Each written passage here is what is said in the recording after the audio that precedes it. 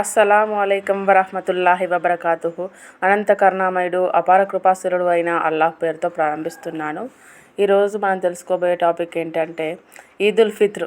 ప్రవక్త సల్లల్లాహు అలైహి వసల్లం వారి యొక్క సాంప్రదాయం గురించి తెలియజేస్తాను. అలాగే ఈద్ నమాజ్ గురించి, పండుగ నమాజ్ నెరవేరడానికి గల షరతులు, పండుగ యొక్క ఖుత్బా, సంకల్పం ఎలా చేసుకోవాలి నమాజ్కి అనేది ఈ వీడియోలో తెలియజేస్తాను. ముందుగా ఈ వీడియోకి ఒక లైక్ ఇవ్వండి. ఈదుల్ ఫిత్ర్ అంటే రంజాన్ పండగ అంటే ఒక ప్రత్యేకమైన రోజు మనకి. అందులో మనం ఏం చేస్తుంటాం, ఆ రోజు మన యొక్క ఆనందాన్ని, సంతోషాన్ని వ్యక్తపరుస్తుంటాము. కష్ట నష్టాలను మర్చిపోయి సంతోషంతో ఆనందంగా పండుగ జరుపుకుంటాము. మంచి మంచి దుస్తులు ధరించి రకరకాల రుచికరమైన వంటకాలను ఆరగిస్తూ ఒకరినొకరు కలుసుకొని ఆనందంగా ఉంటాము. సభలు సమావేశాలు జరుపుకుంటాము. మానవ జీవితంలో ఇలాంటి సందర్భాలు ఎన్నో రావాలని కోరుకోవడం మనిషి స్వభావం. మరి ఇస్లాం మాత్రం మనిషి యొక్క ఈ స్వభావాన్ని, ఇష్టాన్ని ఎలా కాదనగలదు? అందుకే ఇస్లాం విశ్వాసుల కోసం 2 ప్రత్యేకమైన పండుగలను బహుకరించింది. ఒకటి రంజాన్, రెండవది బక్రీద్. అల్లాహ్ ఆదేశించిన రంజాన్ ఉపవాసాలను పూర్తి చేసిన శుభ సందర్భాన కృతజ్ఞతాపూర్వకంగా జరుపుకునే పండుగనే ఈదుల్ ఫిత్ర్ పండుగ అని అంటారు. ఈ పండుగ నమాజ్కు ముందు ఫిత్రా చెల్లిస్తాము. రంజాన్ ఉపవాసాలలో ఎవరైనా ఏదైనా తప్పులు, పొరపాట్లు జరిగిపోతే అలా చేయడం వల్ల, దీనివల్ల అవి తొలగిపోతాయి. అలాగే బీద సాదలు, అభాగ్యులు పండుగలో పాలు పంచుకోగలుగుతారు. మనం ఫిత్రు చెల్లించడం ద్వారా ఉపవాసంలో ఉన్న తప్పులన్నీ మాఫీ అవుతాయి అని ఇక్కడ తెలియజేయబడింది. ఇప్పుడు దైవ ప్రవక్త సల్లల్లాహు అలైహి వసల్లం గారి యొక్క ఈదుల్ ఫిత్ర్ పండుగ యొక్క సాంప్రదాయం అంటే ఆయన ఎలా జరుపుకునేవారు అనేది తెలియజేస్తాను ఇన్షాల్లా. ఫస్ట్ గుస్ల్ చేయండి రంజాన్ పండుగ రోజు. తర్వాత మిస్వాక్ చేయండి. మేలైన దుస్తులను ధరించండి. సుగంధ ద్రవ్యాలు ఉంటే తప్పకుండా వాడండి. ఈద్గాకు వెళ్ళే ముందు తీపి పదార్థం తప్పకుండా తినండి. ఈద్గా నమాజ్కు ముందుగానే ఫిత్రా చెల్లించండి. ఈద్ నమాజ్ను ఈద్గాలోనే చెయ్యండి. ఈద్గాకు ఒక దారిన వెళ్ళి మరో దారిన తిరిగి రావాలి. ఈద్గాకు వెళ్తూ బిగ్గరగా ఈ తక్బీర్ పలకండి.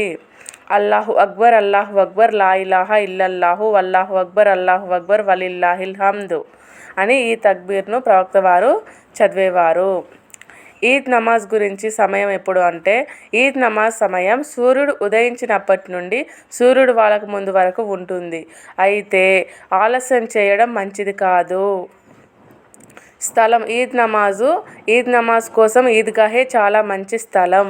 కానీ పెద్ద పెద్ద పట్టణాలలో ప్రజల సౌకర్యార్థం వేరే మసీదులలో సమయాలకు మారుస్తూ నమాజ్ నిర్వహిస్తారు. దానివల్ల పండుగ నమాజ్ అందరూ చేయడానికి వీలవుతుంది కదా.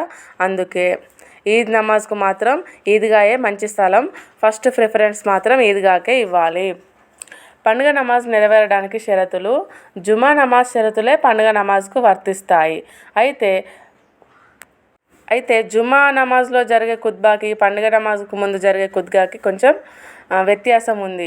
అదేంటంటే జుమా యొక్క ఖుత్బా అనేది ఫర్జు అంటే తప్పనిసరి విధి. పండుగ నమాజ్ యొక్క ఖుత్బా సున్నతు. కానీ పండుగ ఖుత్బా సున్నత్ అయినప్పటికీ కూడా దానిని వినడం వాజిబ్ అని తెలియజేయబడింది. వాజిబ్ అంటే తప్పనిసరిగా వినాలి. పండుగ నమాజ్ తర్వాత ఖుత్బా చదవడం అనేది సున్నత్ కదా. 2 ఖుత్బాలు వినడమే కాకుండా వాటిని ఆచరించే ప్రయత్నం చేయాలి. జుమా యొక్క ఖుత్బా అయినా, పండుగ యొక్క ఖుత్బా అయినా శ్రద్ధగా భయభక్తులతో విని తప్పకుండా వాటిని ఆచరించాలి. ఈదుల్ ఫిత్రులో ముఖ్యంగా పండుగ సదకా ఫిత్రు గురించి ఎక్కువగా ప్రసంగించాలి. ఈ పండుగ నమాజ్కు సంకల్పం కూడా చేసుకోవాలి. సంకల్పం మనసులో చేసుకోవడం తప్పనిసరి, ఇంకా నోటితో పలకడం ఉత్తమం. ఈదుల్ ఫిత్ర్ యొక్క 2 రకాతుల వాజిబ్ నమాజ్ చదువుతున్నాను, అలాగే అదనపు తక్బీర్లతో అని సంకల్పం చేసుకోవాలి. పండుగ నమాజు సామూహికంగా జమాత్తో మాత్రమే నెరవేరుతుంది. ఒంటరిగా చదివే నమాజు నెరవేరదు అని ఇక్కడ తెలియజేయబడింది. పండుగ నమాజ్కు ఖజా లేదు. ఇంట్లో ఎవరైనా ఆడవారు ఒక్కరే ఉంటే ఎలాగో నా నమాజ్ కుబులవదు కదా అని చేయకుండా ఉండకండి. ఇలాగైనా చేయండి. అల్లాహ్ తఆలాను తౌబా చేసుకోండి. తప్పకుండా అల్లాహ్ సుబ్హానహు వ తఆలా మీ యొక్క నమాజ్ను అంగీకరిస్తాడు. ఏదైనా ఒక ఊరివారు అనివార్య కారణాల వల్ల పండుగ రోజు పండుగ నమాజ్ చదవలేకపోతే ఆ ఊరివారు పండుగ నమాజ్ను మరుసటి రోజు చదువుకోవచ్చు.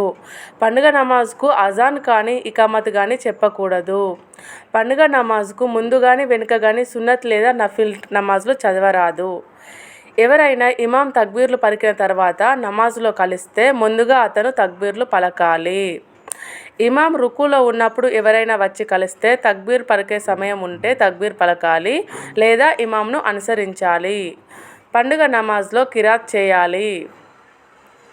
అలాగే పండుగ నమాజ్లో అదనపు తక్బీర్లు పలకడం అనేది సున్నతు. అలాగే దువా కూడా మీకోసం కానీ మీ కుటుంబ సభ్యుల గురించి కానీ అత్యధికంగా దువా చేయండి. పండుగ నమాజ్ రోజు మనం నెల రోజులు ఉపవాసాల్లో ఉన్న తప్పులు చిన్న చిన్న తప్పులు ఏదో తెలుసో తెలియకో జరుగుతూ ఉంటాయి కదా నోటి ద్వారా. అలాంటి తప్పులను పూర్తిగా మాఫీ చేయమని అల్లాహ్ సుబ్హానహు వ తఆలాతో వేడుకోండి. అత్యధికంగా జన్నత్ కోసం మాత్రం ఖచ్చితంగా దువా చేసుకోండి. జన్నత్ విషయం అస్సలు మర్చిపోవద్దు. ఎక్కువగా ఇహలోక విషయమే కాకుండా పరలోకం గురించి కూడా ఎక్కువగా దువా చేయండి. అస్సలాము అలైకుం. Please subscribe my channel.